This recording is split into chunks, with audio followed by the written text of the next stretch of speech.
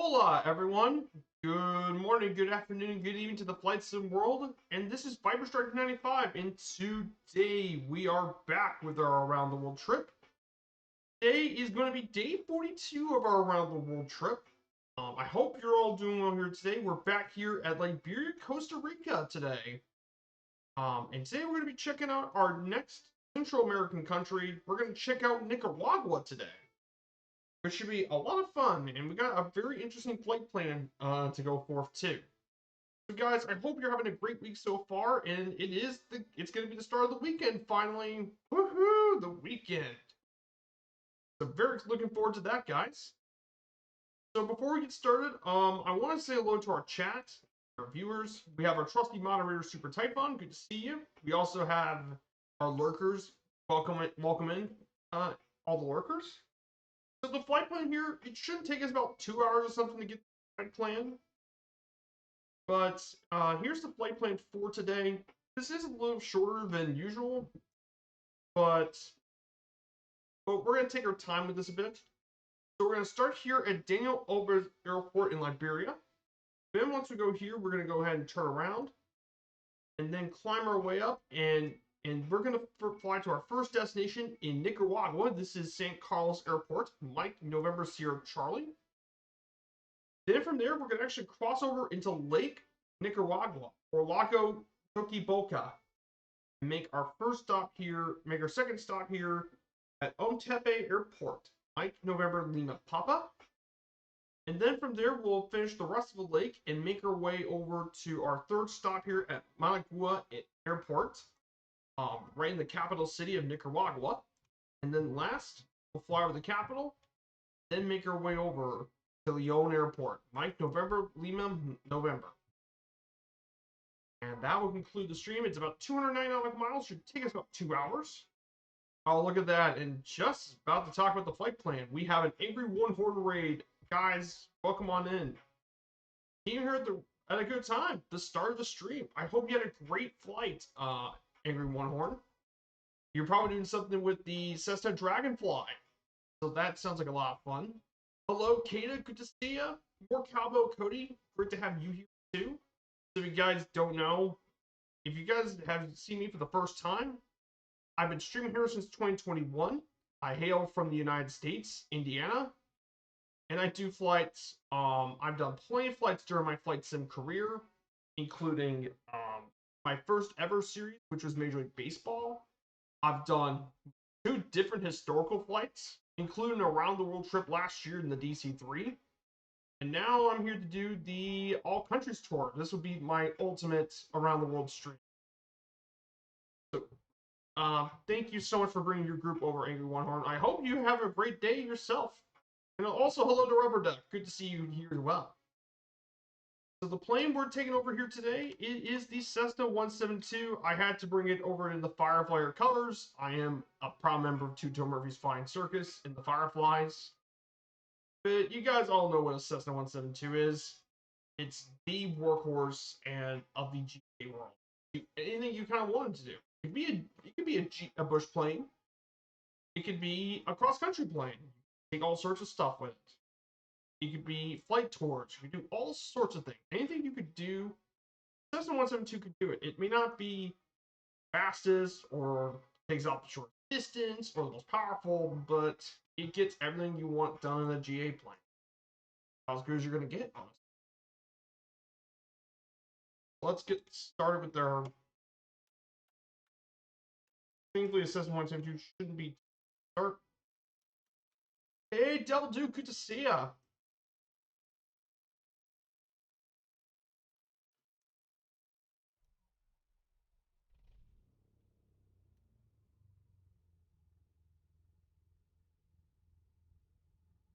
Welcome on in. So if you guys want to join in on us, we're on the Southeast Asian server.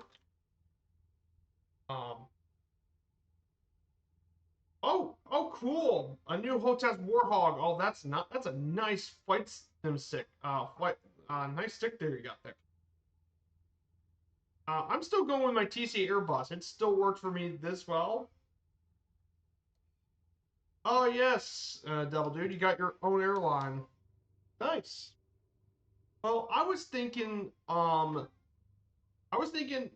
of a subsidiary airline for Firefly Air. So I was thinking about making my own subsidiary airline and just do North America flights. Because I like flying in North America. So now now if you want to take a recommended plane, just at least take something that can keep up with the Cessna 172. Now you're not required to take a 172. You could take all sorts of other planes with you. Take EA40, you could take an X Cub, or take like a Comanche or something. So you're not. Oh, nice. You broke 250 flight hours in the 837. Ah, cool. Angry One Horn. Yeah, the 837 is a really fascinating plane. It is a military conversion of, um, it's basically the top version of the train plane, the T-37 trainer. Got a fascinating story. It's still even being used today. Mainly the Peruvians are the ones who still use this plane today.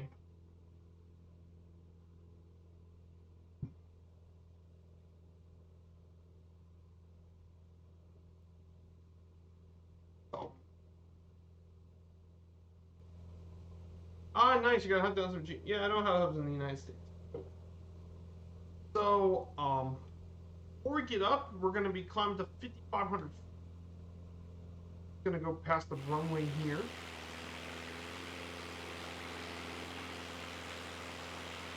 You definitely see the mountains background here.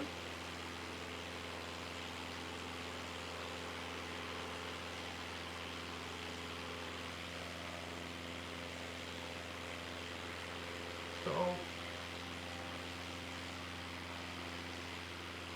really cool stuff, guys. Oh yeah, it's like a Hornet to Super Hornet or F-15 to the F-15 Strike Eagle. Ah, gotcha. Yeah, I'm not really into military stuff like I used to. I'm now more days more civilian than military. Still super cool. Still super cool plane as well. Such a neat thing. So let's go ahead and talk about the Nicaragua. Let's go ahead and give you a little heads up. Hey, G-Rod, long time no see, G-Rod. Good to see ya. It's been a while. So we're doing an around the world trip, and we're right now heading towards Nicaragua. We're in Costa Rica right now, outside of Liberia. Costa Rica was absolutely beautiful on Sunday, and now we're gonna fly our way up to absolutely gorgeous Nicaragua. So basically, if you guys don't know about Nicaragua, this Central American country is actually located between Honduras, El Salvador, and Costa Rica. It's actually the third most populous country in that region after Guatemala and Honduras. It's also home to the fourth largest city in Central America. Its capital, Managua. It has a very diverse population of Visito, indigenous, European, and African heritage. Believe it or not, it was not just colonized by the Spanish. Parts of Nicaragua were actually taken over by the English, the Mosquito Coast, which is also part of Honduras, too. It has a diverse cultural tradition with poets, writers, and more. It's also home to the second largest rainforest of the Americas, the Bosa Biosphere Reserve. And combine that with its warm tropical climate and active volcanoes, make it a very increasingly popular tourist destination. So yeah, Nicaragua, really cool country, and it is. Yeah, I hardly knew anything about it until MSFS. Yep, same thing here too. I've gotten much more attached to a lot of this sort of stuff too. But Nicaragua, really cool place to learn.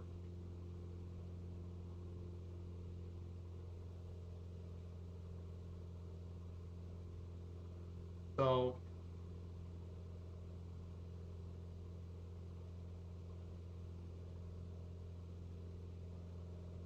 so history of Nicaragua is actually quite an interesting one. Um, Well, before Europeans arrived, Paleo-Indians inhabited this area as far back as 12,000 BC.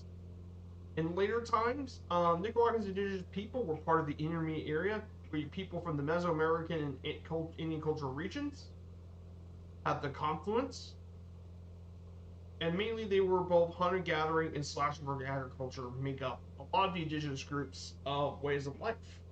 In the end of the 15th century, the western half of Nicaragua was inhabited by several indigenous people related to civilizations of the Aztec and Mayans, including the Tortegas and the Nahuas.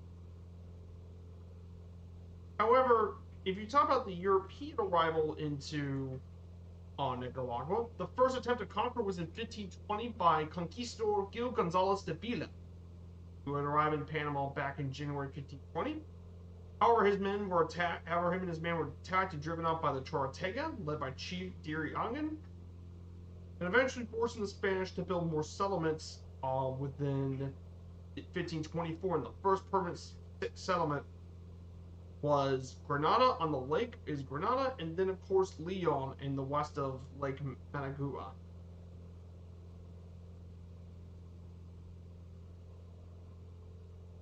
And over the years, there were quite a lot of clashes between the Spanish forces and the indigenous.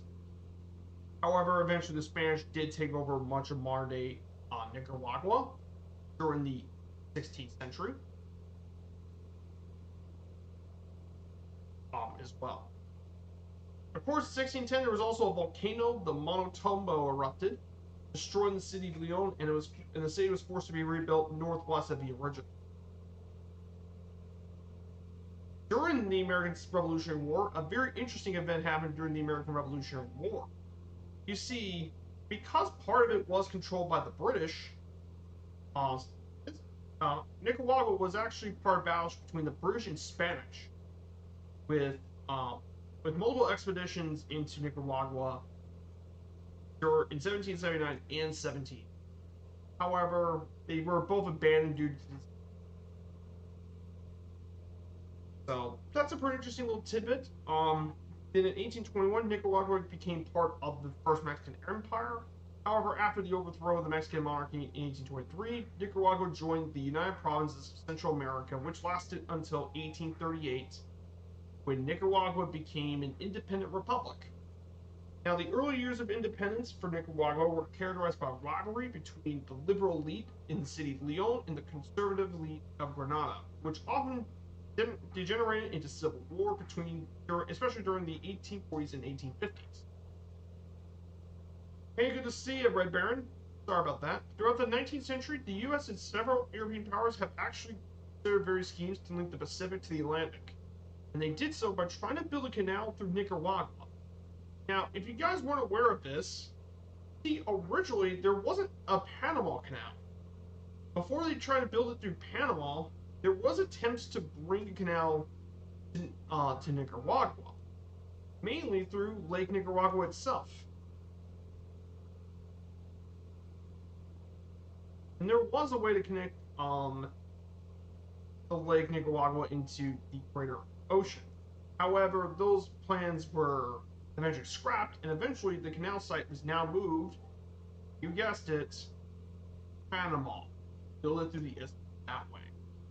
So yeah, but even still there, even to this day, there have still been talks about building a canal through Nicaragua, which could still happen, of course. And I think it could still very well happen even now.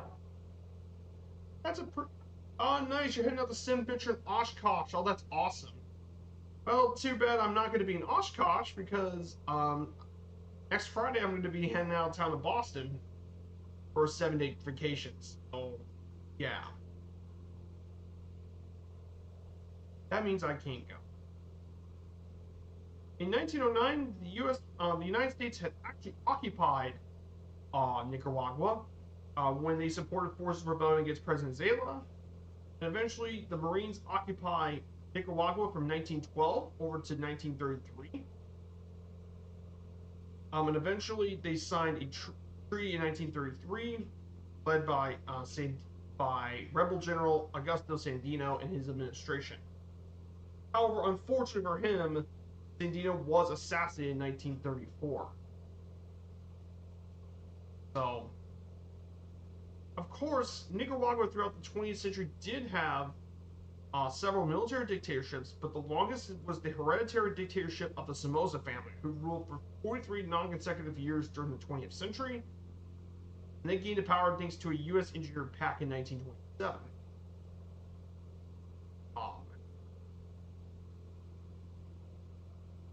During the Second World War, Nicaragua was part of the Allies. And while there were no soldiers sent in the war, the Somoza family did confiscate properties held by German Nicaraguan residents. And then in 1956, however, one major event happened during 1956 was the assassination of Somoza Garcia by a liberal poet, Rigoberto Perez. However, the big thing that happened during the 60s, of course, was the start of the Nicaraguan Revolution. So, if you guys weren't aware, one of the major things that happened in Nicaragua was the Nicaraguan Revolution, led by by Carlos Fonseca, and he founded the Sandinista National Liberation Front, or the Sandistas. After the earthquake in 1972 and the corruption of the Somoza family, the ranks of the Somoza were flooded by young, disaffected Nicaraguans, and eventually helped kickstart the Nicaraguan Revolution and Civil War, which happened during the 60s and 70s, which led to the Sandistas taking power in 1979, ousting Somoza and prompting the exodus of a majority of its middle-class, wealthy landowners and professionals, which is going to be settled in the United States. Now, why is this important? Well, you see, Ronald Reagan feared that socialists were helping out the Sandistas. So, in response, various rebel groups known as the Contras were formed, and a lot of them were funded by the Reagan administration and authorized the CIA to help the Contra rebels with funding, weapons, and training. And those Contras later engaged in a systematic campaign of terror among rural Nicaraguans to disrupt the social reform projects and eventually carry out a full-on civil war, of course, between the Contras and the Sandistas, and that tore apart Nicaragua for years, has tore Nicaragua. And Reagan's, and I don't want to get too much into it, but basically Reagan's campaign was very controversial even to today. In fact, even the International Court of Justice condemned this whole thing in a court case, the Republic of Nicaragua v. the United States of America, where the International Court of Justice ruled against the Reagan administration. Eventually, though, the Civil War did eventually end in 1990 in a general election. A coalition of anti-Sandinista parties were elected, led by Violeta Chamorro.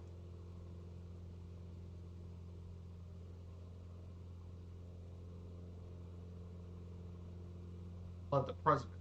Again in 2001, the PLC had won again, and eventually, in 2016, Ortega was elected for his third consecutive term in 2016.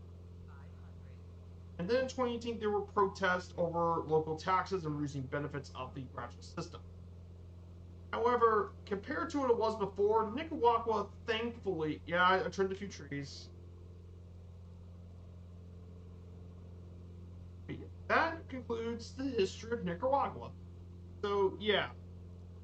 Again, Central American countries don't really have a lot of history compared to some of the South American and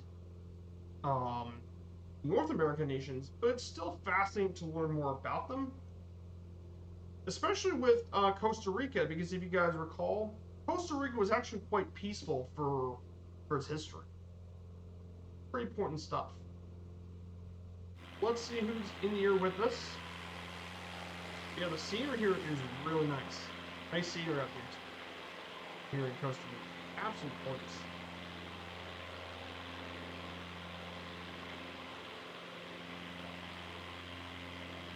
So in terms of other stuff I wanted to talk about to you guys, and some important information, I do want to speak to the community. So So if you guys aren't aware, I'm part of the virtual airline Firefly Air, and I do these Firefly Air streams every Wednesday here on my channel.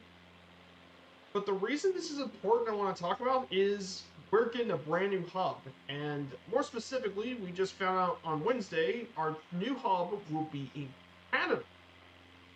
Yes, Canada will be the next spot for Firefly Air, of course.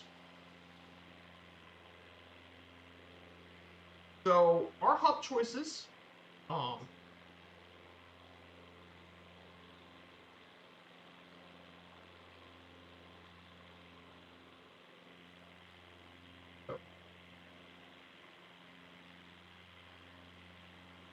here's our hub. So here's the Canadian hub.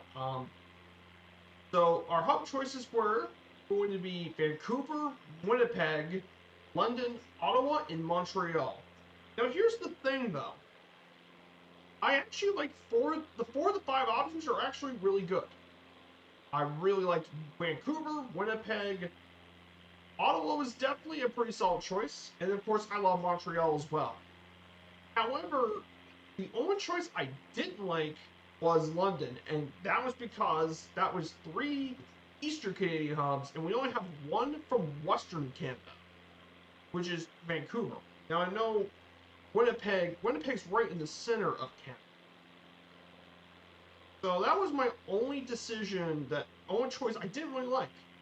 And I was kind of surprised that neither Calgary nor Edmonton would be on here, despite the fact that they both would make a lot of sense for me. It was just to balance out the fact we had the 2 eastern halves of it. But I really enjoyed, but the top 3 though, between Vancouver, Winnipeg, and Montreal, that's a very good top 3, and all 3 would be cool. Hey, I see Rubber Duck in the Tomcat. Hello, Rubber Duck. I see you in the F-14 Tomcat. See ya. So for my voting, of course, I voted for Vancouver to be number 1 on my choice. I just think Vancouver was just my overall favorite. I mean, amazing GA scenery, which is fantastic. I love the GA scenery. There is so much versatility with this place. You can do floatplane operations in the Puget Sound, or bush flying across British Columbia's beautiful scenery, or airliner stuff. You could do trans-Pacific operations out of there from our Japan hub, which is something our current West US hub just can't do because of its smaller size, but we can do it out of Vancouver. Heck, you can even do some longer flights into Europe, potentially. And of course, it can also go to Alaska, too.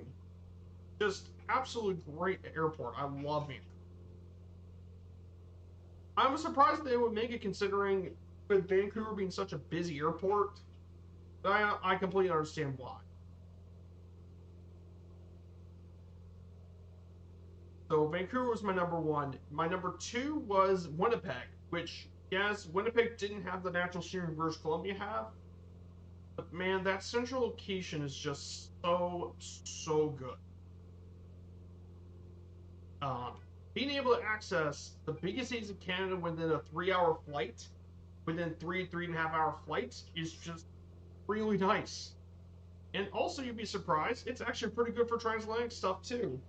You'll actually be quite surprised. It's actually a really solid hub for transatlantic. You can get to places like Dublin, Edinburgh, Oslo pretty reasonably. It's really around the similar time to Chicago or Minneapolis. That's what I compared it to, which, if you know about those 2 airports, those are 2 very popular airports for those flights. And then the last of all the East Canadian airports, Montreal was definitely my favorite. Beautiful city in real life. I would love to visit Montreal. Very historic airport. It's the headquarters of Air Canada. And it is perfect for Eastern Canadian.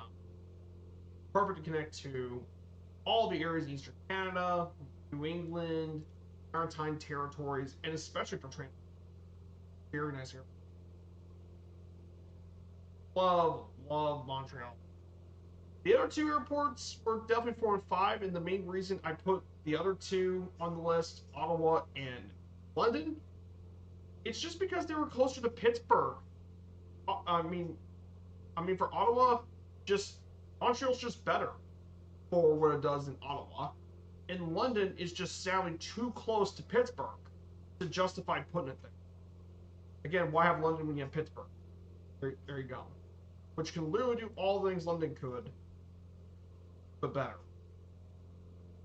That's just me, but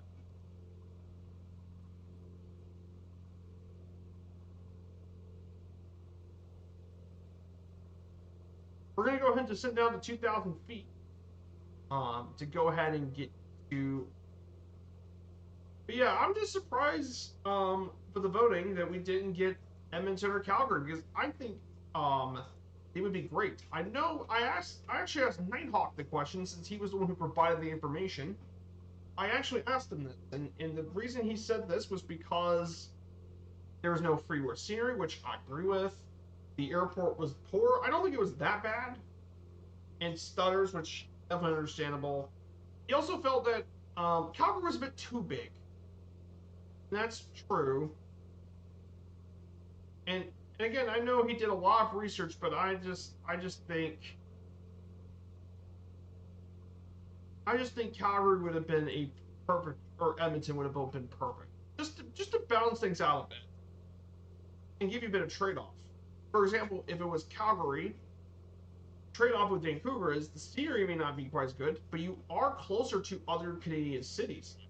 Ottawa, Montreal, you're really close to Edmonton and Winnipeg. But yeah, you're still reasonably close to Vancouver, Victoria, Seattle, Portland, Boise. You're still close to a lot of those areas. So you're not that much fun. That's just my 10 cents, but I am kind of excited for a new Canadian hub. Like I said, I'm glad Canada's going to finally get something once. Now, only if Kern Valley gets relocated to either to the United States, or it's either I would like to see Kern relocated over to Austin or around Texas, Oklahoma, or here's a pretty funny thing I want to suggest. If Vancouver wins the hub votes, I want to convince Murph that we might want to move the other Kern Valley hub over to Montreal, because I think Montreal would be a superb option for us. And that way we can have two hubs in Canada, and they can take care of both the western and eastern half of Canada, which I think would be not only a really good idea, but I think that way we can cover both halves of Canada. I think it would be perfect. But that's just me. That's just me. So I hope you guys like that. So I know I'm gonna keep talking about my Firefly Air, but I think that's just my 2 cents about this. So we're not too far from our first stop here at San Carlos Airport. There's Mike November Sierra Charlie. But before we get here, I do want to talk about Lake Nicaragua, which we're going to be flying over a bit. So Lake Nicaragua is actually a really interesting lake. The Lake Nicaragua, the big lake we're going to be flying over today, this lake is actually pretty huge. It's the largest lake not only in Central America, it's the 19th largest lake in the world by land area and the 10th largest in the Americas. It's only smaller than that of Lake Titicaca. The lake drains through the San Juan River, flowing east to the Caribbean Sea. In fact, the lake even has a long history of Caribbean pilots who assaulted it because they went through the San Juan River. And of course, there were attempts to build a canal through San Juan River through Lake Nicaragua to build an interoceanic canal. However, there were attempts to do it, but due to ecological and social effects, this never happened. But this lake is also pretty unique for different animal species that live around this area. For example, one of the more unique things you can find here, despite being freshwater lake, it's actually home to several saltwater species, like sawfish, tarpon, and sharks. Yes, you can find bull sharks here. Despite being in a freshwater lake, you can find bull sharks.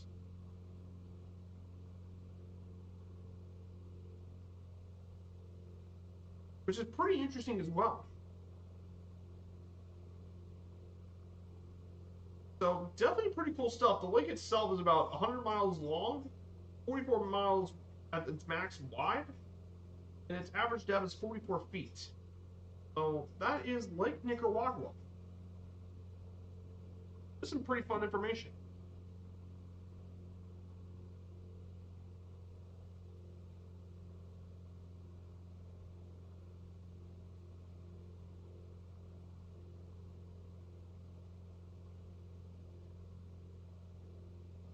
So we've got 3 more stops after this. Like I said, this one be a super long stream. Nicaragua, definitely a very cool place. And because of it being mostly kind of flat, I stick to the flight plan would stick to the west and mainly to the lake. Because, I mean,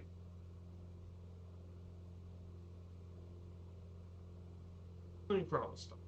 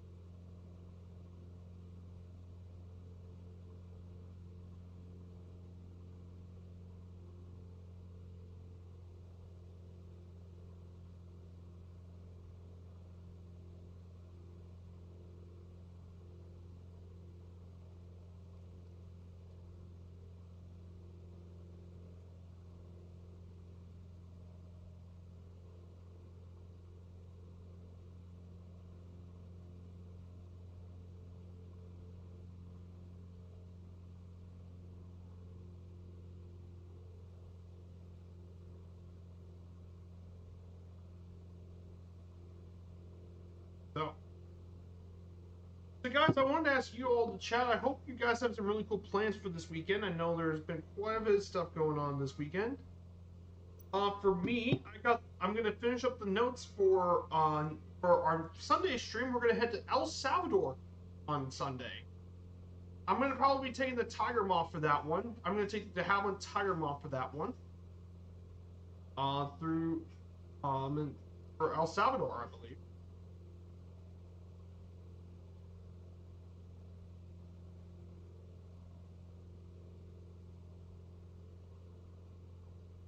I'm probably going to take something slower. I'm probably going to take the Vilga on for Sunday stream. Take the Vilga, and we'll make our way over to El Salvador. So this should be pretty fun.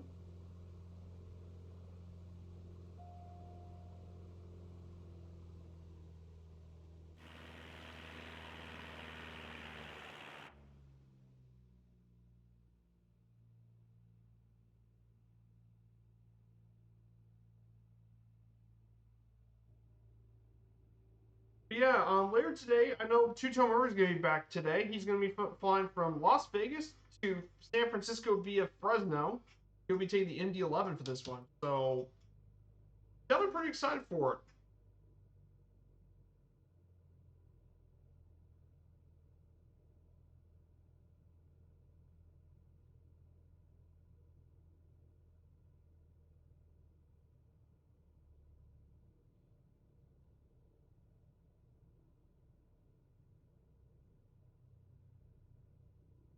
Yeah, I really do enjoy, and like I said, I can't wait to see which of these airports get picked, but I'm hoping it's Vancouver. Because, man, I really wanted to have a hub for the Pacific Northwest and Alaska.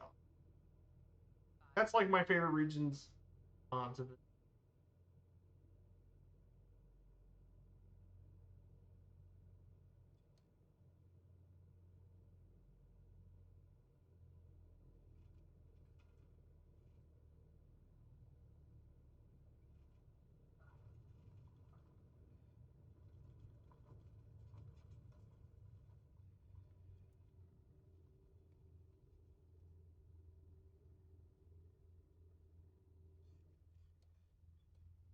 Yeah, we're here. We're here in our first stop, San Carlos. So we're going to stop here for just a second. If any of you guys want to join on in, this is a group flight, by the way. You guys are more than welcome to join. We're going to have a pit stop right here. We're going to continue to head away down over to Managua. Our next stop is going to be Mike November Lima Papa. This one's going to be a fascinating one because we're going to be flying across Lake Nicaragua.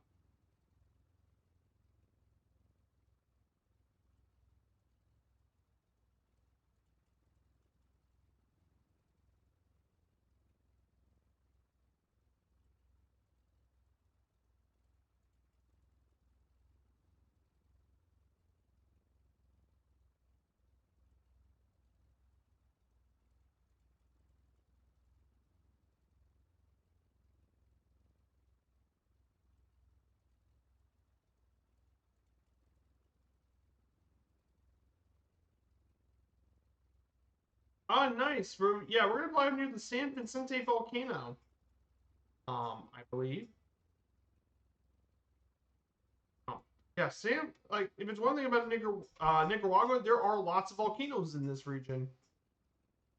I think we're going to be flying near Volcano Concepcion as well as Cascada San Ramon. We're going to be flying near these volcanoes.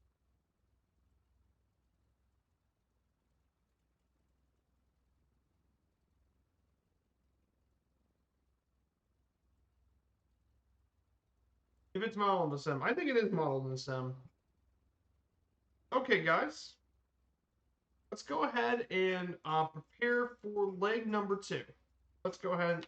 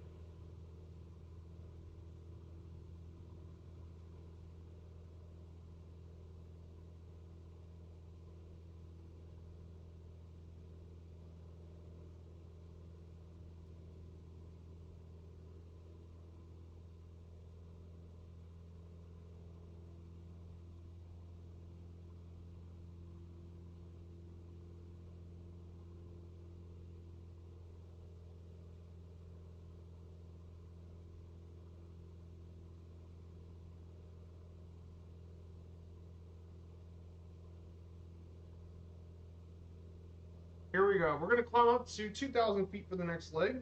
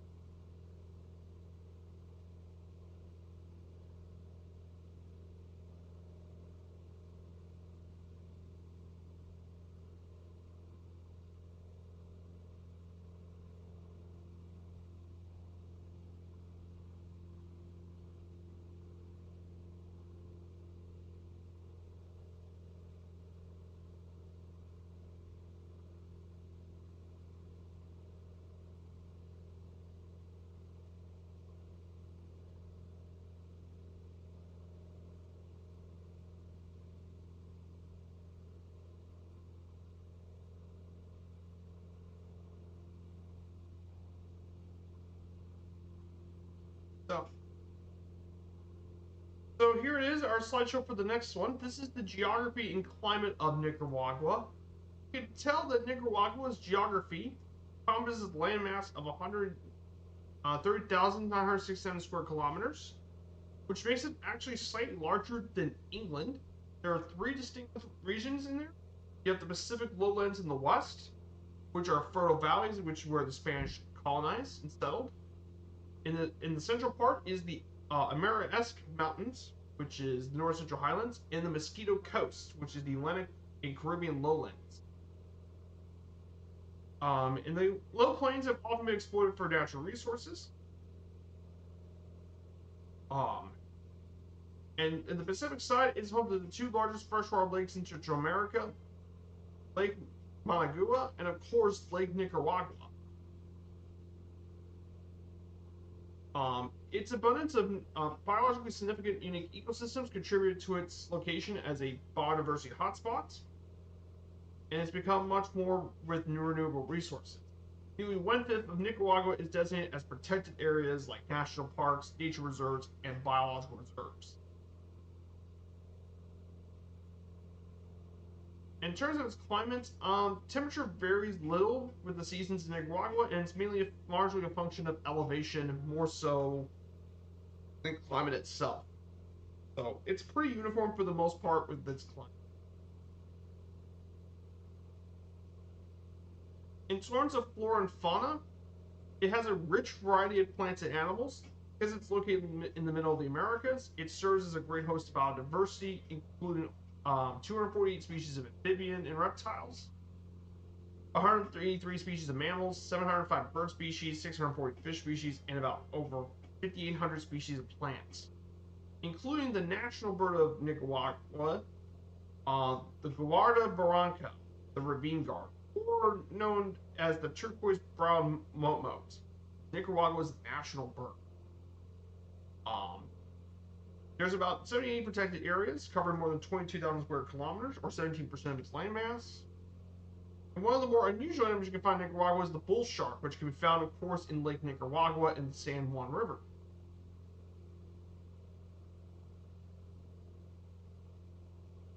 Definitely some pretty unique animals, but there are way more animals that live in Nicaragua. Some of them include the jaguar, the white-headed capuchin, can be found here too. Also, parrots, toucans, hummingbirds are found there. The ocelot, the three-toed sloth, and even armadillos can be found in Nicaragua. Some pretty fascinating stuff. So,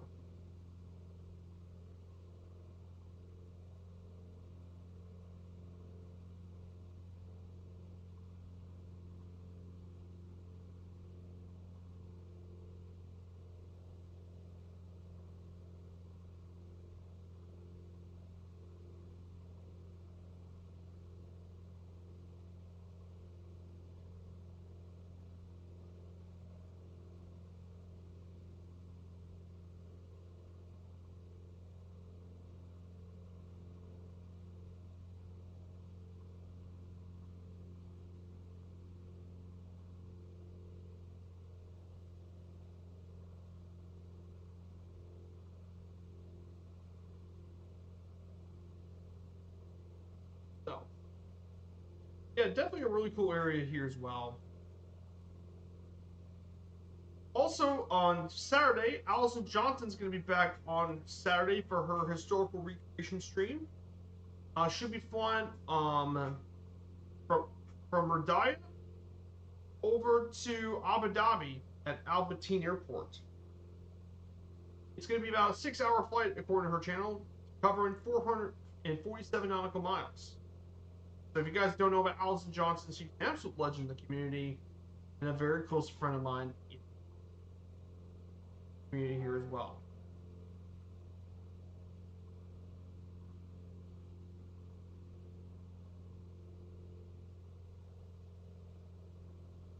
So, that's what's going on this weekend, of course, within our flight sim community.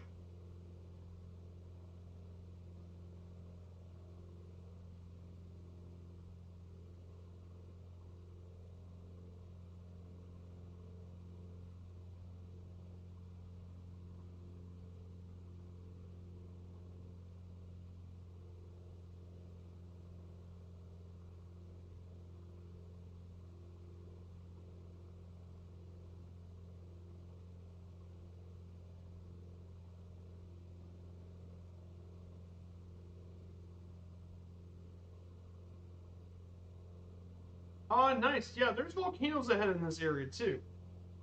Speaking about volcanoes, when you look at the geography here, there's a lot of volcanoes in Nicaragua, and they're mainly around the western coast of it. As you can tell, there's quite a lot of few major volcanoes. The two ones we're actually going to see here is Madeiras and Concepcion, two of the highest volcanoes in all of Nicaragua, among two of the top three highest volcanoes in Nicaragua. Now, Madeiras is currently an extinct volcano right now. It last erupted during the Holocene. However, Concepcion just erupted in 2000. Last erupted in 2009. And we're actually going to see that when we fly over the side of it. So pretty cool stuff. We're going to see some beautiful volcanoes. And definitely one of the unique landmarks that make Nicaragua pretty unique. And that's also going to be there when we visit El Salvador, too.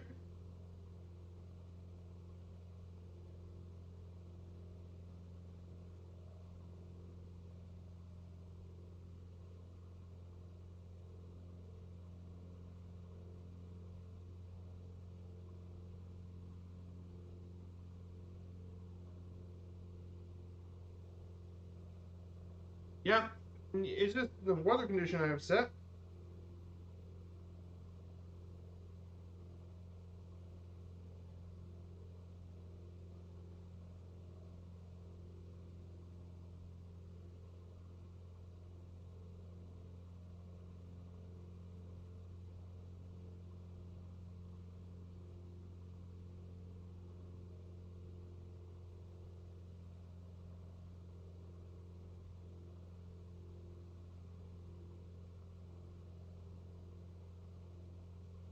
Yeah, it's pretty humid out here, so you can see the little fog. But if you look right in this area, you can see all the different volcanoes around the coast. Yeah, all around this area is just hilly areas all around in this part of Nicaragua.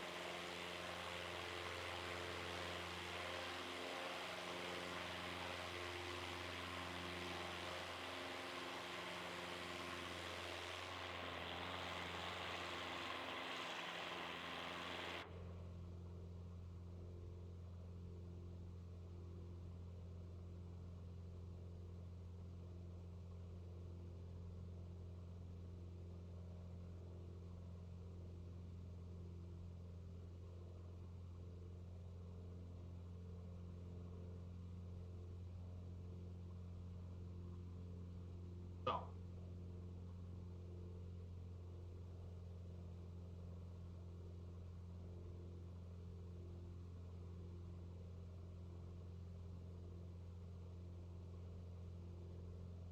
so yeah, guys, I hope you guys have some really cool plans this weekend. I know this weekend is gonna be pretty crazy. So we only got one stream next week, by the way.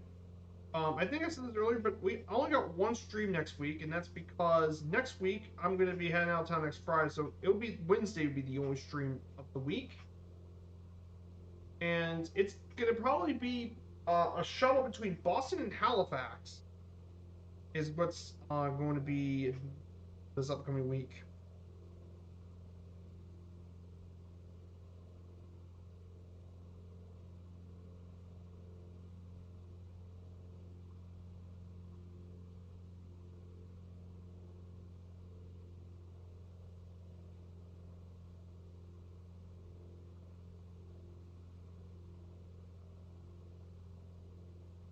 That's probably what's going to be for next week. It's going to be Boston Halifax shuttle, depart out of Boston Logan, and we'll make our way over to Halifax. It's actually going to be the place I'm going to be visiting first on my trip.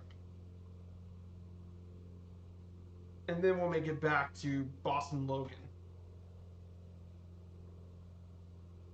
Or Boston to Halifax, and then from Halifax over to Sydney. Maybe that'll be what we do, and then fly our way over to Sydney, Nova Scotia. So we'll probably do some flying around that region. So I think it would be a lot of fun. And I think that would be a pretty fun flying out in New England, in Nova Scotia. So I think that would be a lot of fun.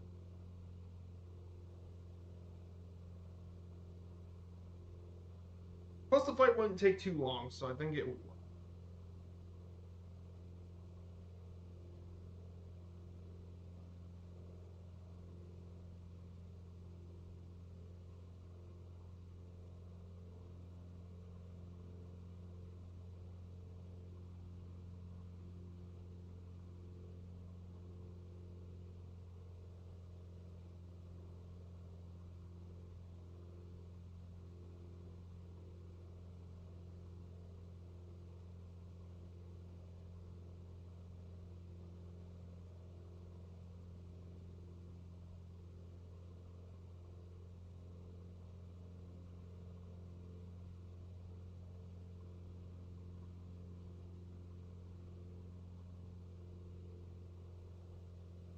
Two beautiful volcanoes right ahead of us. We'll get closer and we'll take some screenshots of the volcanoes once we get a bit closer. Yeah, like I said, these lines aren't super long. It's just our point is not the fastest, but we'll get through these areas pretty quickly.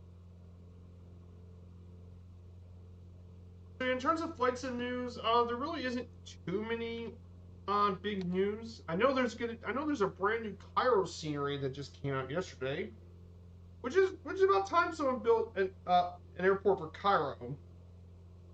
Considering just how underutilized Cairo is as an airport for flight sim.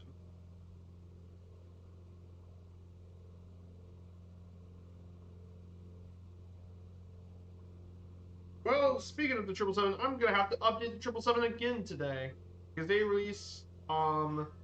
fix sounds, freezing fixes, and more. So continue to improve the 777. Again, I'm glad that P&G are on top of things with their 777 update.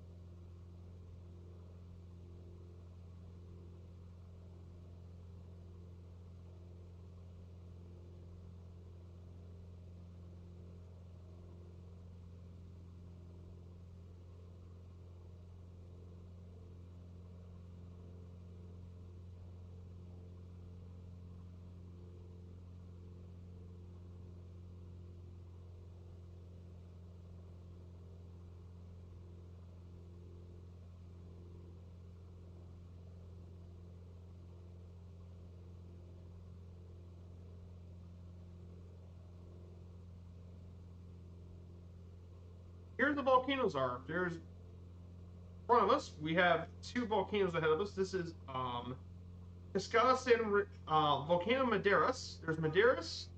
Right here is Madeiras, and then there is Concepcion. So we'll be flying by this volcano, and there's even an airstrip built here.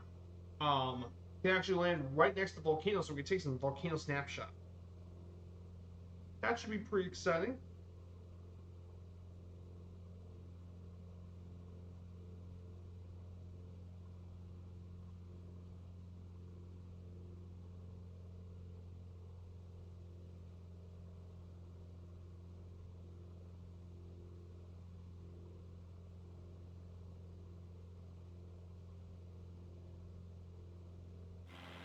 He is flying alongside me. Here definitely is.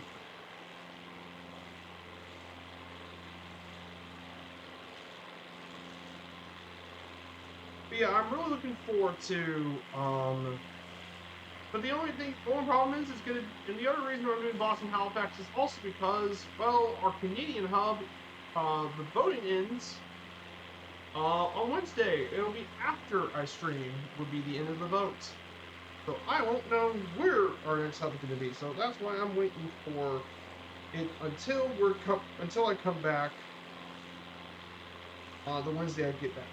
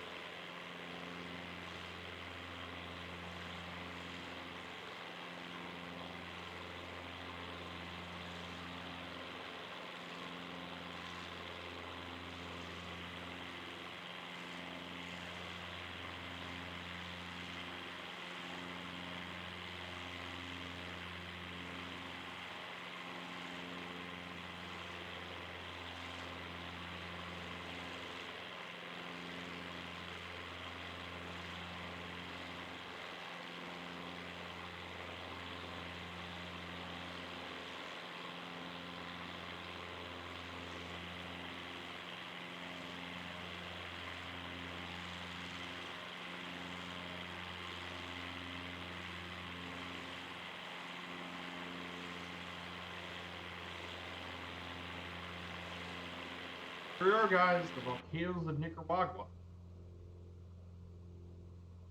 An absolutely gorgeous sort of light here.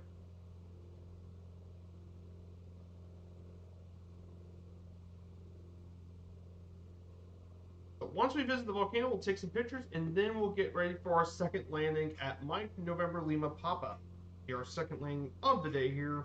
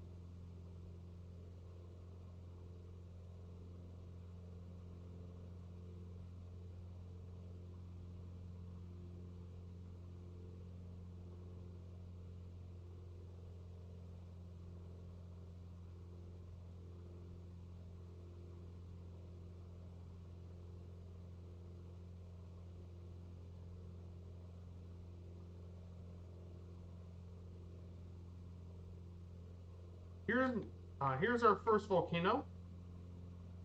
This is Madeiras.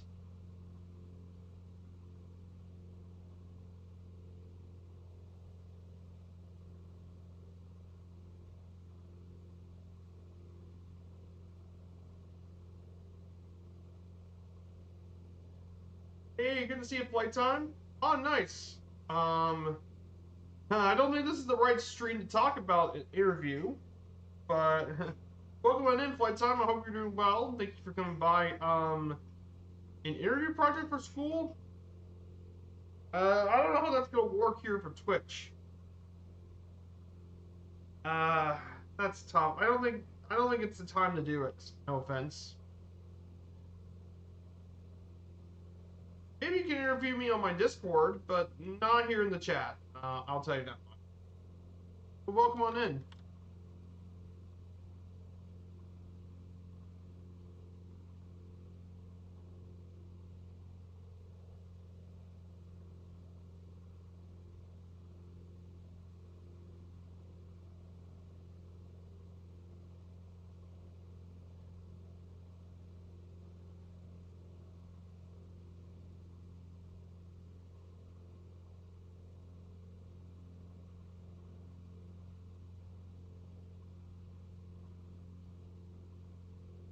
Pretty stuff, and that's just one of them all.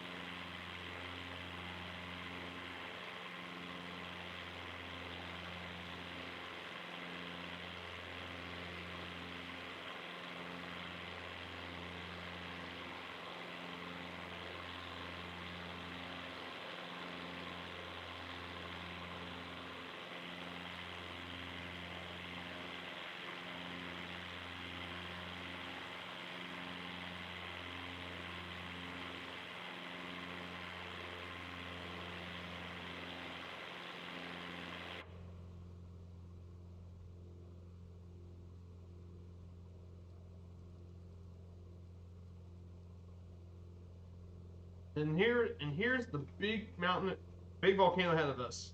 Volcano Concepcion. There's Concepcion right in front of it. So let's just briefly go over the government of Nicaragua for just a bit and how it works. It's currently the framework of a presidential representative democracy, whereby the president is the head of state and government of a multi-party system. Executive powers exercised by governments, legislative powers vested by the government and the National Assembly, and the judiciary has made up the third branch of government. Since 2006, Daniel Ortega's election in 2006, liberal democratic norms and individual rights have been deteriorated. Parties other than the ruling FSLN have been repressed through arbitrary arrest and detention of opposition candidates. So it has been deteriorating over the past 18 years. So that can't be good.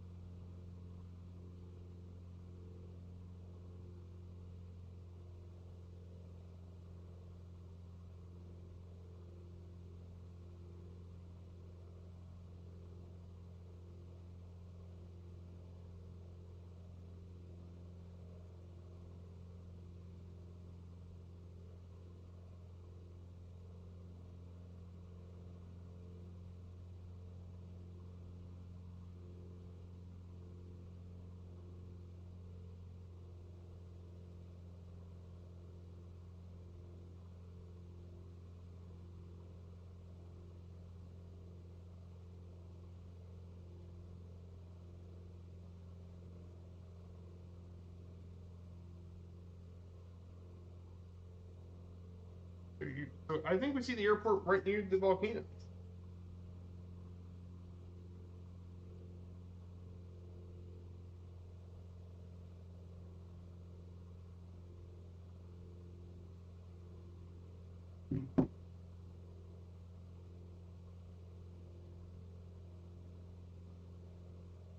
So here we are, guys. At our first stop of the day, our second stop of the day, actually. So here we are, guys. Our second lane of the day. It's right next to an active volcano, too. Right next to one of Nicaragua's most important volcanoes. Yes, there are a lot of volcanoes here. Here in Nicaragua. But it's hard to believe we're just over halfway done with this flight. Still got another just under 100 nautical miles left to go to the end of the stream.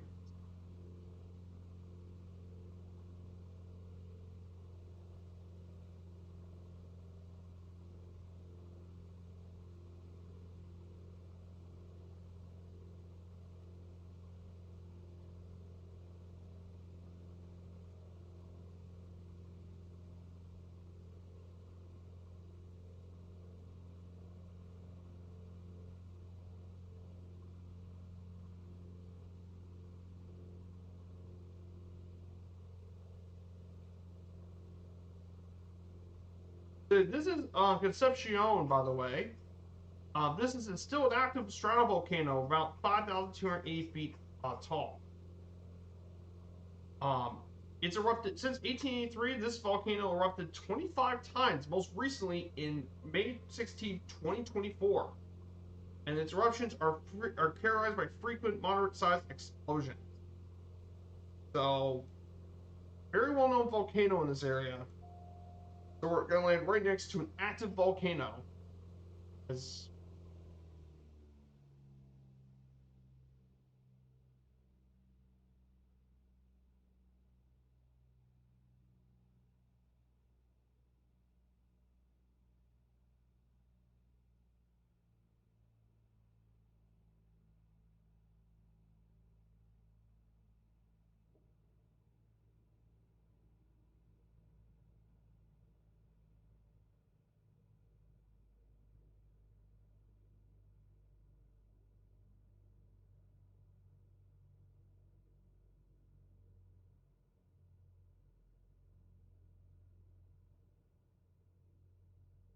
mm,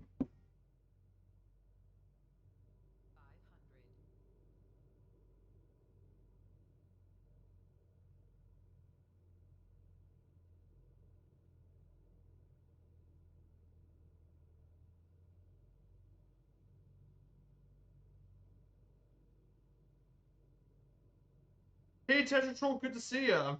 Welcome on in. Fun fact, when you eat the Hershey Kisses, the white paper seeing is meant for you to open. Ah, gotcha. That makes sense. When they make the Hershey Kisses. Yeah, the white paper is actually how you open it.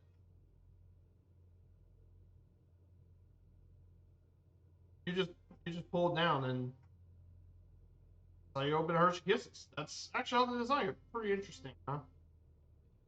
Here we go. And touchdown.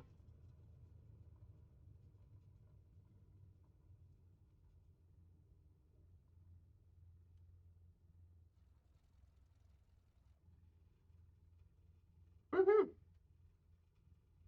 This is our second stop, Tetris Roll. Which look at that review. Now that's awesome view.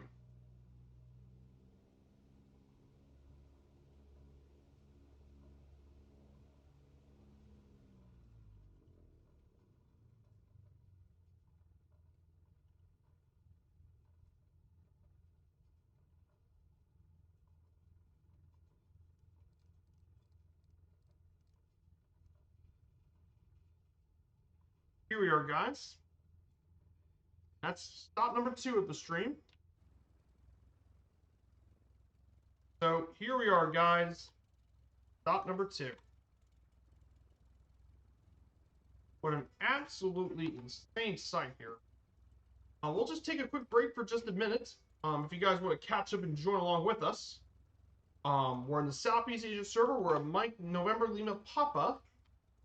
And if you want to take any recommended planes, take anything catch up with the Cessna 172. A D840 would be good. NX Cub. You could even take the Bonanza or anything like that. Just as long as you can keep up with this Cessna 172, you're probably going to be.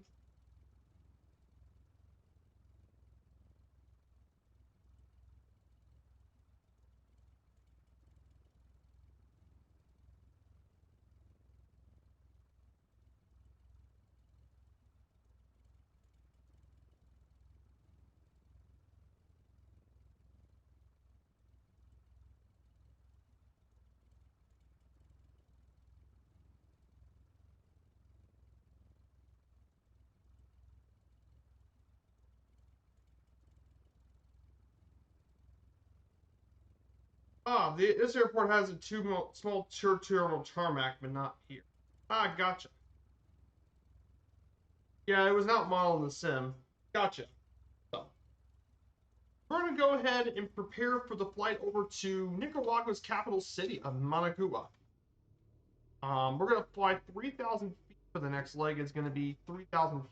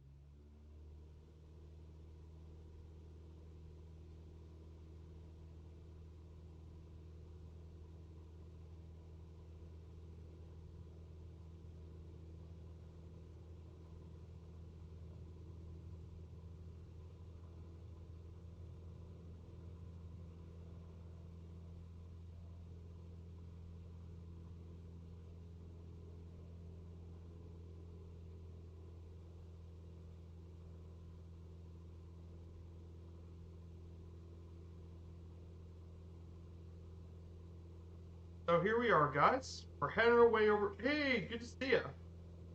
I think I saw your hubs before, Devil Dude. I'm not part of your airline, but I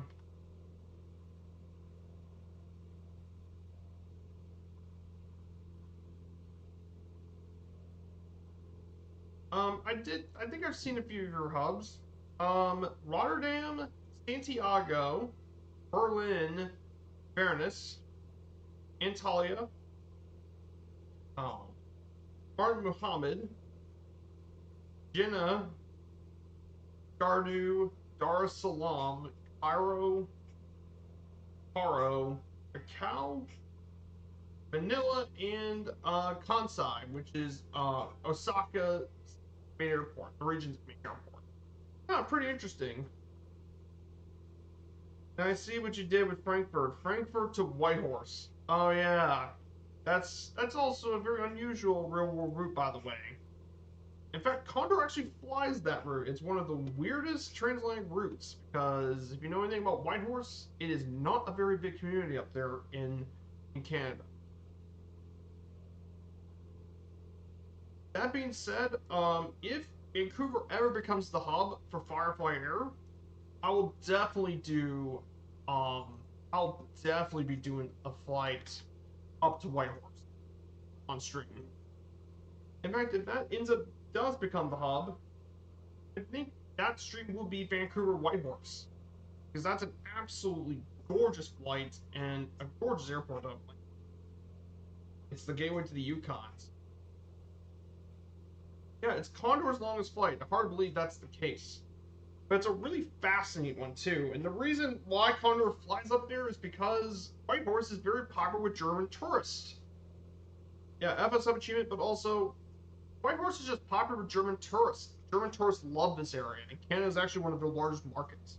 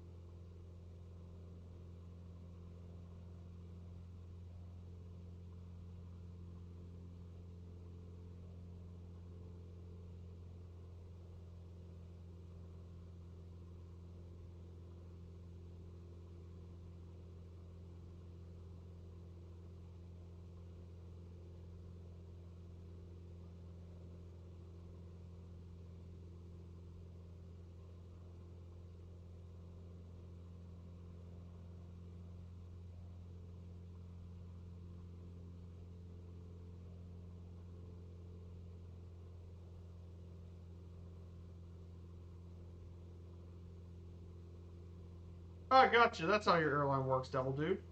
Ah, cool.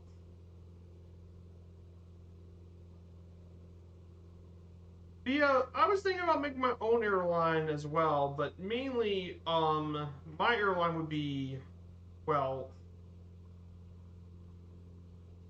my airline would be mainly, well, it'll be with Firefly Air, but I was thinking more, localized stuff. So, for example, it'll be called Viper. Get it? Viper, Viper. But it'll be mainly in the United States and Canada. It's going to be a North America themed, um, U.S. and Canada. So it'll feature hubs. It will share some of the same hubs as Firefly Air, which is going to be mainly Pittsburgh and either Vancouver, Winnipeg, and Montreal. But I think and also the Lake Tahoe Reno area. And I'm going to make the West US Reno because Lake Tahoe may be the main hub, but I don't think it's going to remain there for very long. But I'm also going to add some other hubs. Like, for example, the HQ is going to be in Louisville, and that's going to be for cargo operations. It's going to be out of SDF. Florida is going to be represented by Orlando International, MCO. Texas and the surrounding area, Texas and Latin America. Central America is going to be Austin. For the Rocky Mountain and Big Sky Country area, that's going to be Jackson Hole, which sounds a little weird. Like, why would you put it in Jackson Hole, Wyoming? But I think Jackson makes a lot of sense for the Rocky Mountain region. Omaha's going to be basically for the Midwest. In Omaha, Nebraska. That's going to be like the up Midwest area. And then for Canada, at least, I have Vancouver, Winnipeg, and Montreal because they each represent 3 different sides of Canada. Then I have Kona for flights to Hawaii and also to Asia and Oceania. We'll be out of Hawaii. And then for Alaska, I got Fairbanks, will represent Alaska, to and from Alaska, which I think would be pretty cool. Yeah, let's go over Nicaragua's economy for a bit. So economically, Nicaragua's economy is one of the poorest in the Americas, with its GDP in 2008 being $17 billion. And agriculture represents 15% of its GDP, the highest in Central America. Remittances are also a big deal. Again, another 50% are remittances by Nicaraguans living abroad. So that's a pretty big deal. In fact, they primarily originate in Costa Rica and the United States. Currently, it's ranked the 61st freest economy and 14th in the Americas, and 115th in global innovation, which is not great, but it could do worse. But the problem is Nicaragua had a lot of issues with conflicts between the 80s and 90s. But the big part of their economy has been agriculture, mainly coffee, which has become the principal crop in the 1870s, and it's still a major deal in Nicaragua. For World War II earlier, the growth and diversification drove the economic expansion from World War II to the early 60s. However, again, with all the conflicts with the Sandinistas and Contras, that's kind of hurt their agriculture a bit. And of course, we have tourism, which has grown considerably. In fact, it might even be one of the most important new fields in Nicaragua. According to the Ministry of Tourism, the colonial cities of Leon and Granada are the preferred spots for a lot of tourists. They love visiting here, and has positively affected the other industries in the country, like agriculture, commercial, and finance. Also, other cities like Masaya, Rivas, and San Juan del Sur, the Fortress of the Immaculate Conception, Tepe Island, and more are other very popular tourist destinations. Are very popular with a lot of tourists and stuff. So that cleans up the economy sort of stuff. But we're going to be visiting our next stop, and that is going to be Managua, which is going to be the capital and largest city in all Nicaragua. This is Managua.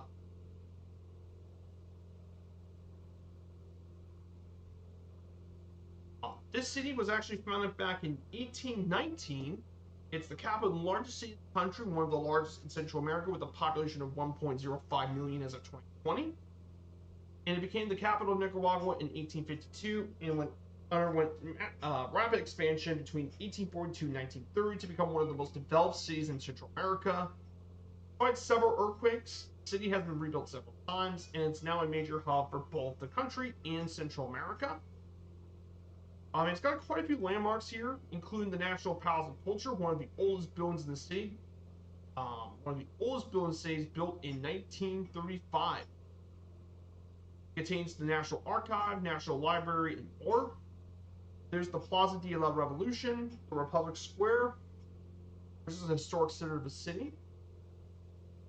And you also have the Dennis Martinez National Stadium, the largest stadium in Central America, with a capacity of 15,000 people. It can go up all the way to 40,000. So those are some of the important landmarks here that we'll be flying over. And finally, the main airport we'll be visiting on our stop is, of course, the main gateway to Nicaragua, Augusto C. Sandino International, Mike November, Mike Golf. It was built back in 1942, but it quickly grew into the 1970s, expanded to handle the larger aircraft.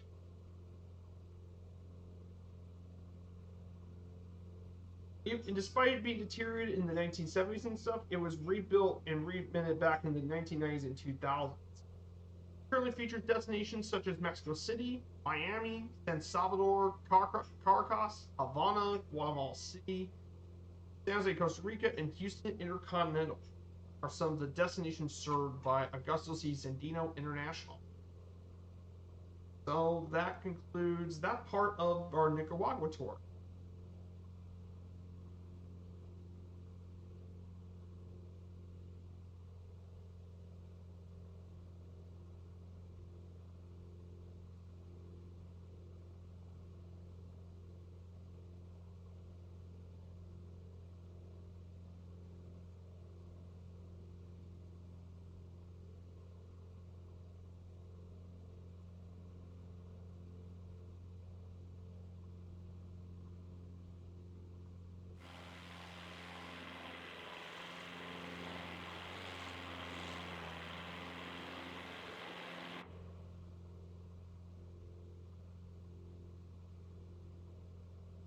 we'll stop here and my golf, and then afterwards we'll be heading back out into Managua and then back to Lyon, and that will conclude our stream for today.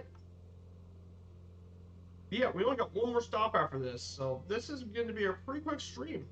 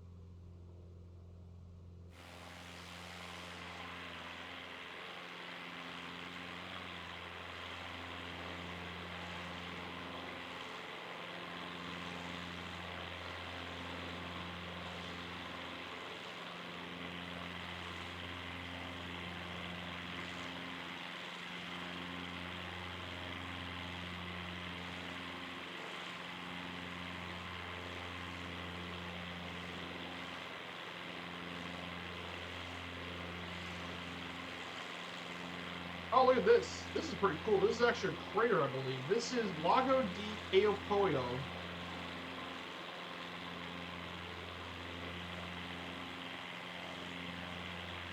Very interesting nature reserve here. Apparently, this actually is a volcanic lake, by the way. So right over here is a volcanic lake from an extinct volcano. About 175 meters deep and occupies an area of 19.44 square kilometers. And you can find all sorts of animals here. Possums, anteaters, capuchin monkeys, iguanas, boas, fish, butterfly species. All that is... That's cool. What a cool find. The scenery here in Nicaragua is just... That's awesome. Look at the scenery, guys.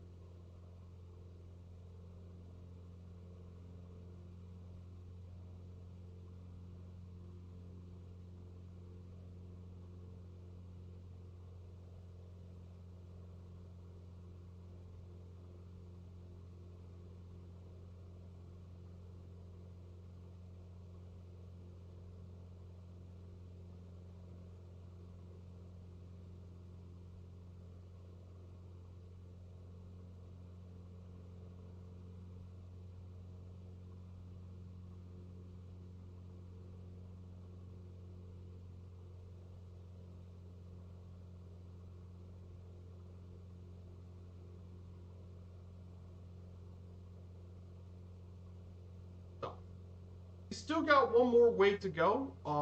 We're gonna go ahead and we're gonna land at runway 28 for the landing here.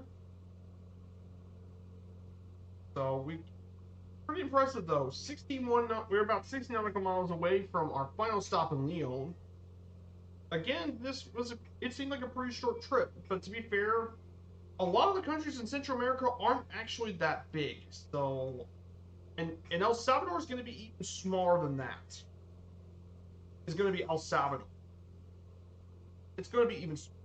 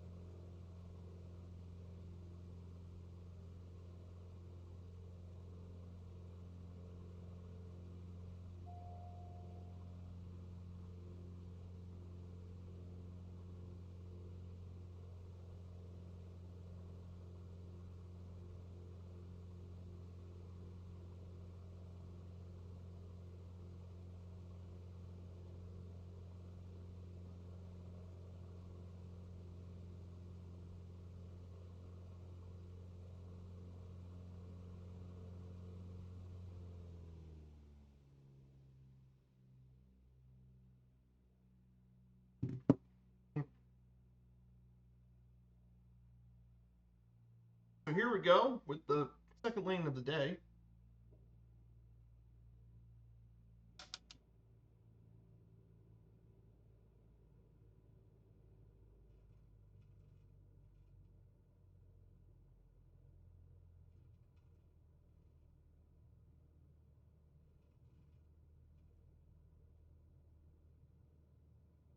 Here we go, guys. We still got one final leg left to go. And this one's going to be about 49 nautical miles. About 47 nautical miles left to go. And this isn't going to be a long one, guys. And the last slides are going to be talking about Nicaragua's culture is going to be the big one. And that'll be wrapping up our stream here in Nicaragua.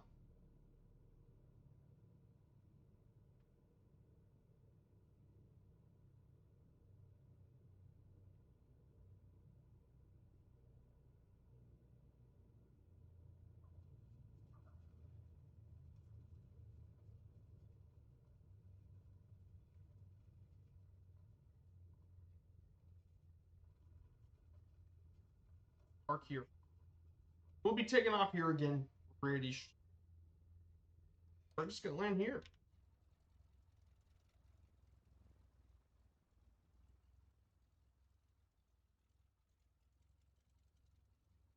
We'll just...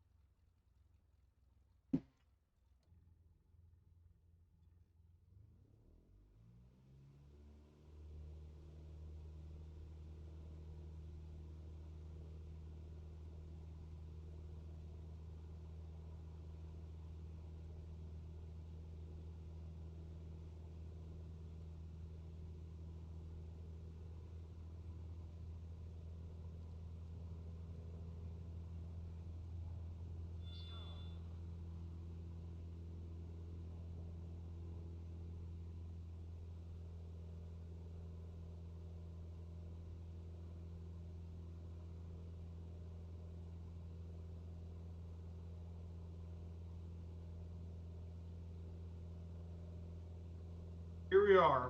Managua is going to be...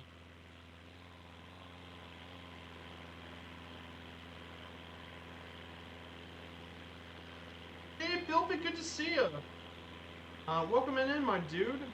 We're almost done with the stream. We're just on our final leg. We're traveling through the capital city.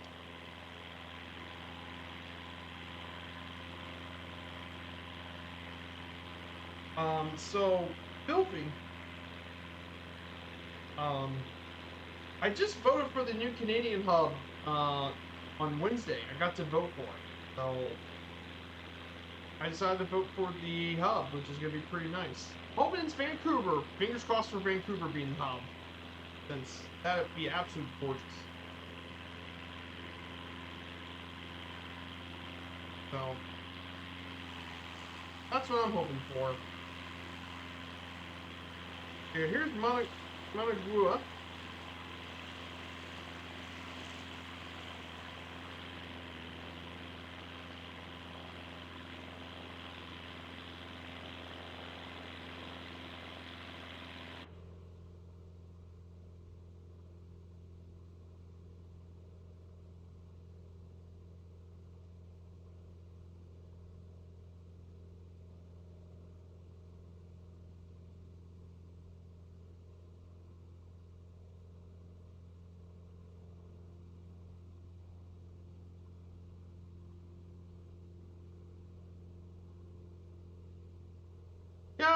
it's Vancouver or Winnipeg, I mean, it's not that I don't like Montreal. Montreal's a great airport, and I love flying in Montreal.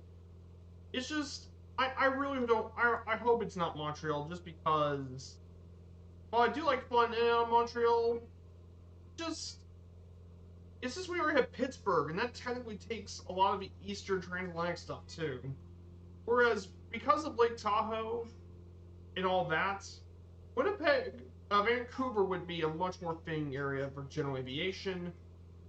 You could do trans-Pacific flights, Alaska, and across Western Canada, really nice. I think Vancouver just does way more with the airline than all the other choices. And of course, Winnipeg's natural location in central Canada is just very fitting for such a large country. So, I hope it's one of those two. I'm hoping mostly it's Vancouver.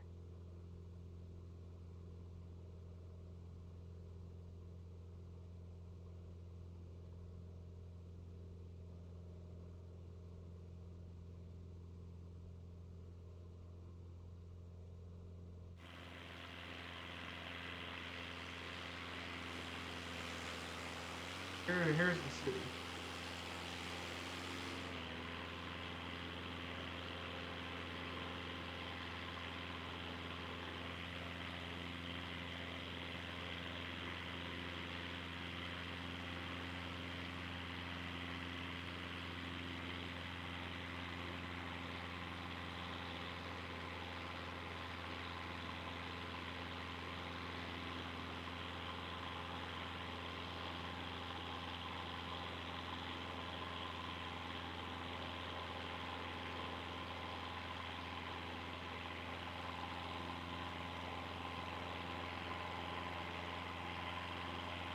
Oh, we did have an update yesterday, so they added some air rack data changes, which would be pretty cool. Yes, long-haul seaplanes, beautiful 8 regional airliner flights to British Columbia, Alberta, Alaska would be really cool, which I think would be a huge upgrade. I think that would be a fantastic place. And it's not too far from other really cool places like Whitehorse, Yellowknife, Churchill, and all that. Vancouver just offers so much that I think that's something that airline can greatly appreciate.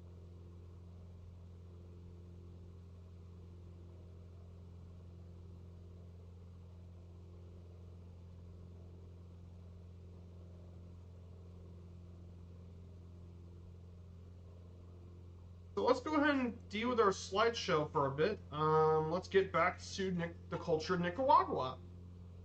So Nicaragua's culture has strong folklore, music, and religious traditions, deeply influenced by not only European, but Native American sound and flavors. Nicaraguan culture can be further defined in several strands, mainly with the Pacific and Caribbean coasts. For example, in the Pacific coast, it has strong folklore, music, and religious traditions, made by the Europeans, mainly Spain.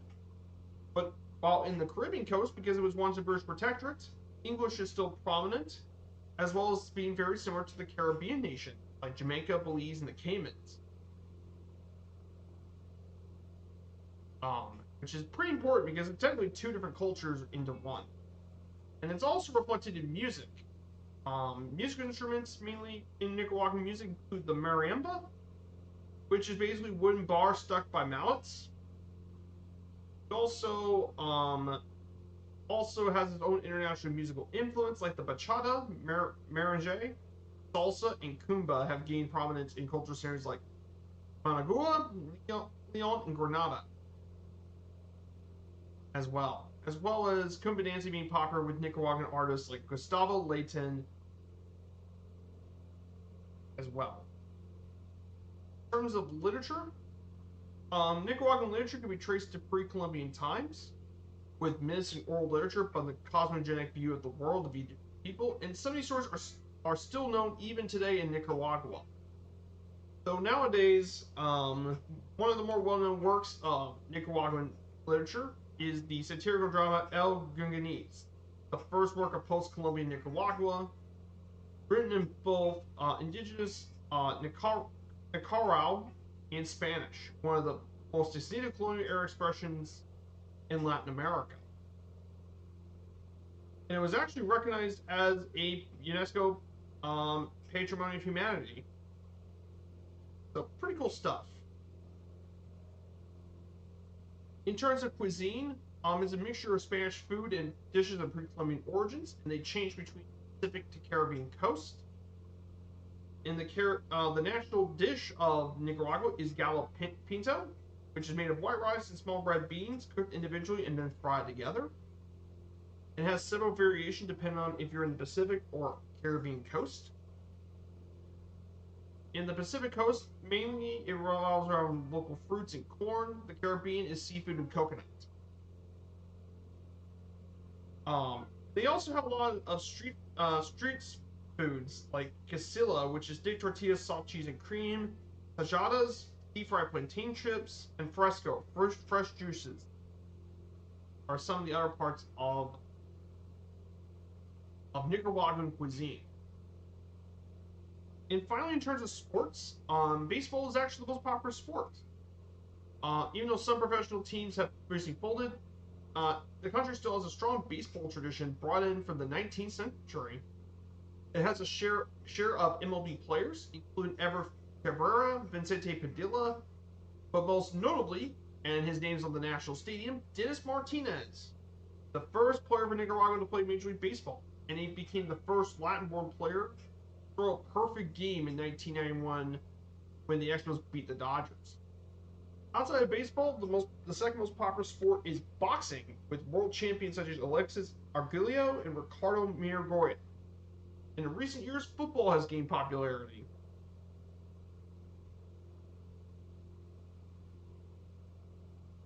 So that concludes the Nicaraguan culture of Nicaragua. And finally, let's go ahead and deal with the fun facts, the last slide for today's stream. Here's some fun, interesting facts about Nicaragua that are really important to learn about. Despite Nicaragua having an east and west sides of the country, the country's elevation is only 298 meters above sea level. Nicaragua is part of the Ring of Fire, which is common with earthquakes and volcanoes, which makes sense. The entire western half of the country is literally littered in volcanoes. No joke, littered with volcanoes, including some ones we've flown over earlier. What separates Nicaragua from the rest of Latin America is that it's the only country that would be colonized by both Spain and Britain.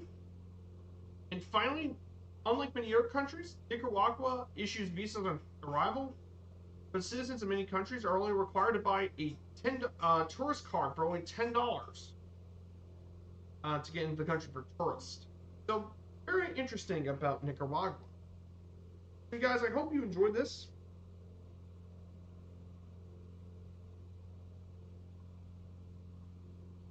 So yeah, I'm looking at the world update stuff for here as well. They actually updated quite a lot of airports. But the most notable airports they actually updated, by the way, for me, is a lot of them are Russian airports, believe it or not. Is from Russia, funnily enough. Including Moscow, several major Russian airports got updated. Most notably, Knivitchy, Uniform Hotel Whiskey. That's one of it that's getting adjusted. There's also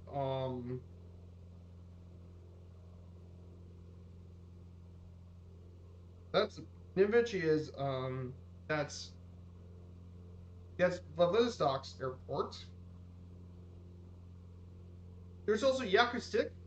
Well, that's another major airport.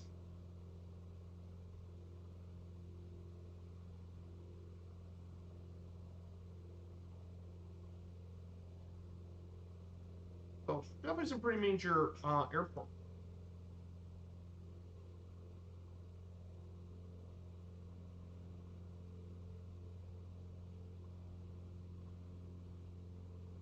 Oh yeah, there is Irkutsk International Airport in Russia.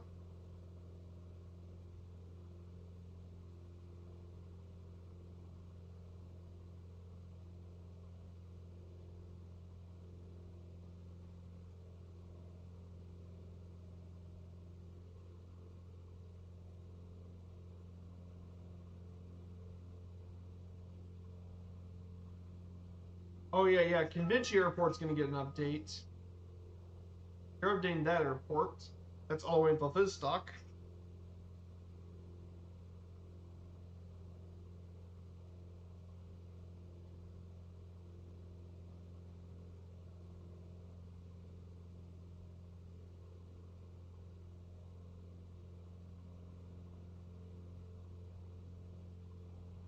Lyon's gonna be our final airport, guys.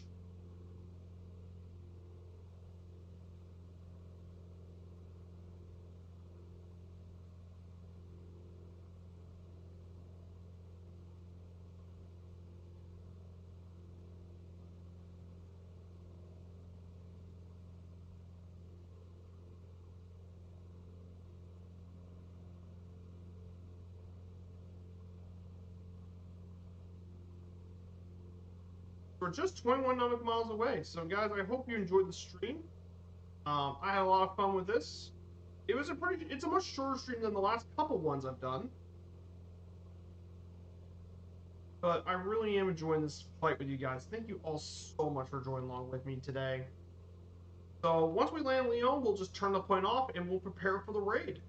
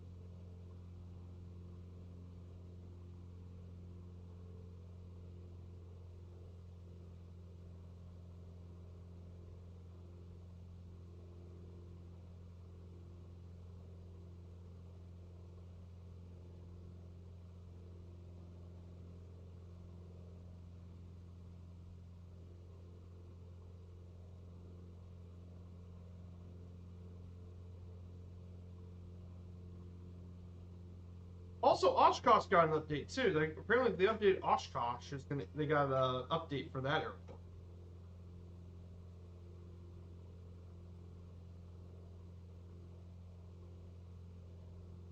So, pretty cool stuff. Yeah, they updated a few of the airports, so that's why if you have a little NAMAP, do update your senior database because if they have the World Hall updates, they'll be changing a few things.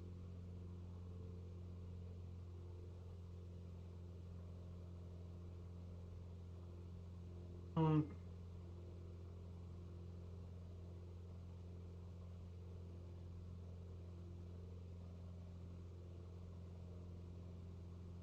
Here we go, guys. Getting very close.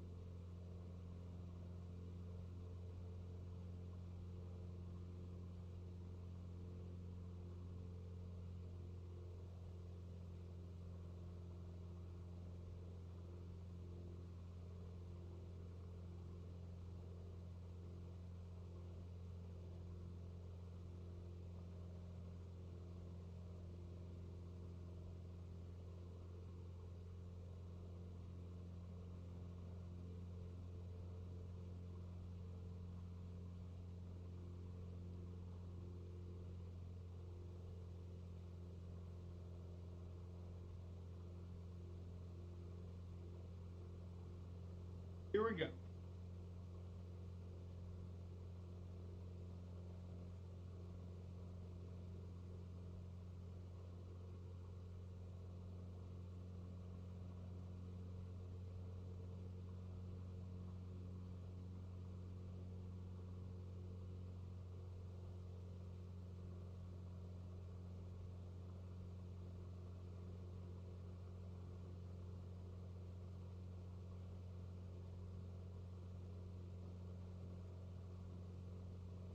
Here we go.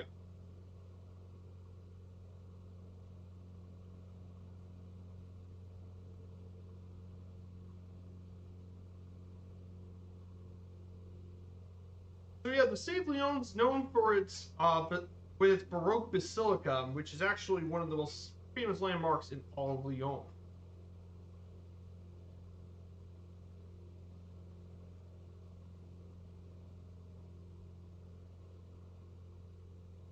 And Lyon's most well known for its famous landmarks, the Basilica, which is actually a UNESCO World Heritage Site, by the way.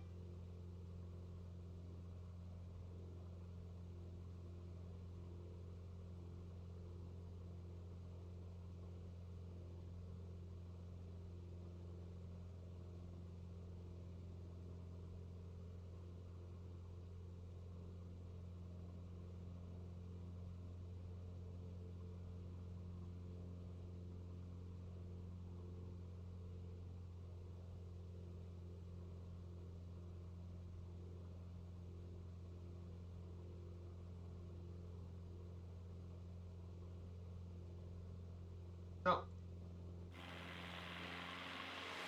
look at the mountainside here. This is crazy. There's Rubber Duck in the H4. Oh, the H4 Hercules. Yeah, good look at that thing. Look at the mountains. That's crazy. All the mountains and stuff. Yeah, Nicaragua definitely is a very unique place. Tons of volcanoes.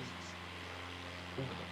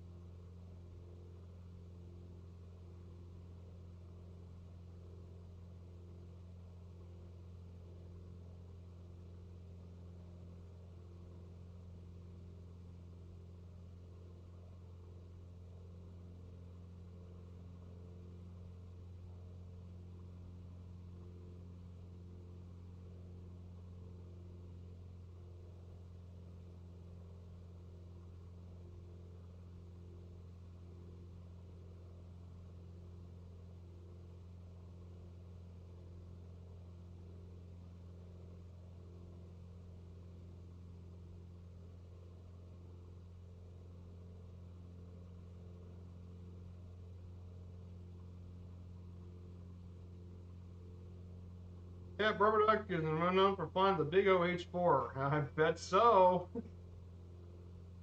Guys, thank you all so much for coming here. This has been a great start of the weekend. And we can knock off our country. We only got 4 more Central American countries before we end up in Mexico. And that's going to be taken over for quite a few weeks. We're going to be in for a couple streams, we're going to be in Mexico for quite a long while. So, the Leon Airport is right here.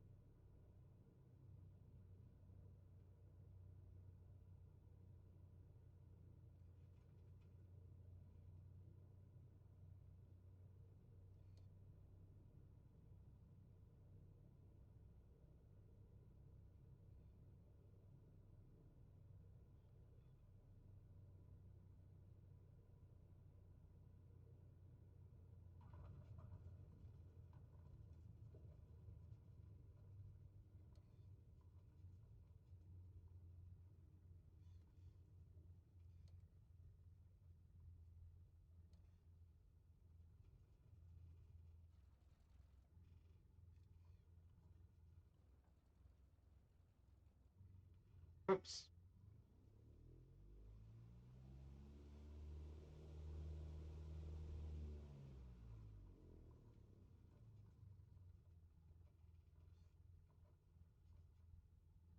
Oh, there you go. Oh my god, rubber ducks into these four. Oh, that's good.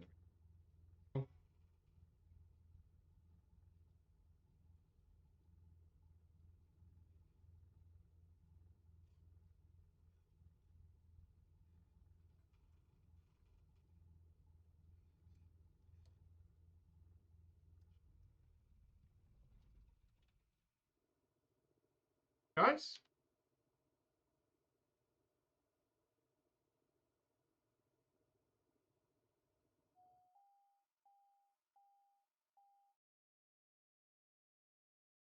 That's it, everyone.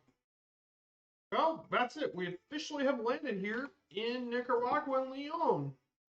So, guys, thank you so much for joining the flight. Thank you, Angry One Horn, once again for bringing your viewers here.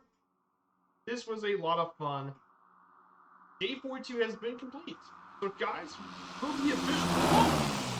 Oh my god! Rubber! Oh, someone clip that. Oh my god, you're gonna destroy my Cessna! Gosh darn it. Well, we'll be back on Sunday here. We'll be going on, and we'll take our way over to El Salvador. A little gym here in Central America. So we're gonna go ahead and set up the raid, guys. A massive thank you to everyone here for being here on this stream. And I hope to see you all again soon. Take care, everyone, and have a great rest of your day. So long.